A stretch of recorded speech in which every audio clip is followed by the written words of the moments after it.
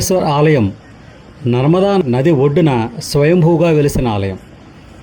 నర్మదా నది 8 కిలోమీటర్ల మేర ఓం అనే ఆకారంలో ఉండటం వల్ల ఓంకారేశ్వర్ అనే పేరు వచ్చింది. ఓంకారేశ్వర ఆలయం భారతదేశంలోని మధ్యప్రదేశ్ రాష్ట్రం ఖాండ్వా జిల్లాలోని ఖాండ్వా నగరానికి దగ్గరగా ఉన్న మాంధాతా వద్ద ఉన్న ఓంకారేశ్వర ఆలయం. ఇది శివుని 12 పవిత్ర జ్యోతిర్లింగ క్షేత్రాల్లో ఒకటి, 4వ జ్యోతిర్లింగ క్షేత్రం. ఇది దేవనాగరి ఓం చిహ్నంతో పోలి ఉంటుందని చెబుతారు. ఇక్కడ శివునికి 2 ప్రధాన ఆలయాలు ఉన్నాయి. ఒకటి ద్వీపంలో ఉన్న ఓంకారేశ్వర్, ఓంకారానికి అధిపతి లేదా ఓం శబ్దానికి అధిపతి. మరొకటి ప్రధాన భూభాగంలోని నర్మదా నది దక్షిణ ఒడ్డులో ఉన్న అమలేశ్వర్. దీని అర్థం అమర అధిపతి లేదా దేవతల అధిపతి.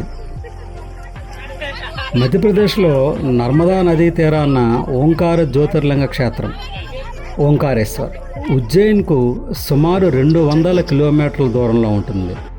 ఇక్కడ శివలింగం బాణాలింగం. నర్మదా నదిలో లభించిన బాణాలింగం అత్యుత్తమమైనదని శివపురాణం చెబుతుంది. అన్ని నదులు తూర్పు దిశగా ప్రవహించి సముద్రంలో కలిస్తే నర్మదా నది పడమరగా ప్రవహించి అరేబియా సముద్రంలో కలవటం విశేషం. అది ఈ క్షేత్ర ప్రశస్తి.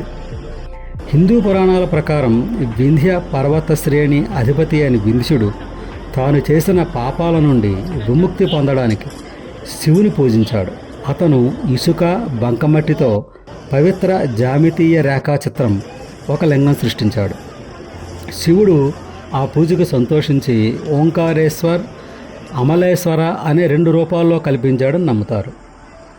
మట్టి దెబ్బ ఓం ఆకారంలో కనిపించినందున ఆ ద్వీపం ఓంకారేశ్వరగా పిలువబడుతుంది. ఆలయంలో పార్వతీ గణపతికి ఒక ఆలయం ఉంటుంది. 2వ కథ మాంధాత, అతని కుమారుడు తపస్సుకు సంబంధించింది. ఇక్ష్వాకు వంశానికి చెందిన మాంధాత రాజు రాముని పూర్వీకుడు. శివుడు జ్యోతిర్లింగంగా వెలిసే వరకు ఇక్కడ పూజించాడు. కొంతమంది పండితులు మాంధాత కుమారులు అంబరీష, ముచుకుంద గురించి కూడా కథ చెప్తారు. సూర్యవంశానికి మాంధాత రాజు వంశమూల పురుషుడు. ఇక్కడే పర్వతంపై తపస్సు చేసి శివుని ప్రసన్నం చేసుకున్నాడని స్వామి అనుగ్రహంతో ఇక్కడే పర్వతం మీద ఆలయం నిర్మించాడు. ఓంకార క్షేత్రంలోనే ఆదిశంకరాచార్యుల వారు ఉపనిషత్తులకు భాష్యం రాశారు. ఈయన గురువు గారితో నివసించిన గుహను ఈ మధ్యనే పునరుద్ధరించారు. ఇక్కడ గౌరీ సోమనాథ మందిరంలో శివలింగ దర్శనం చేస్తే పునర్జన్మ ఉండదని విశ్వాసం. రాబోయే జన్మరహస్యాలు కూడా తెలుస్తాయట. అందరూ గర్భాలయం చేరి అభిషేకం చేసుకోవచ్చు.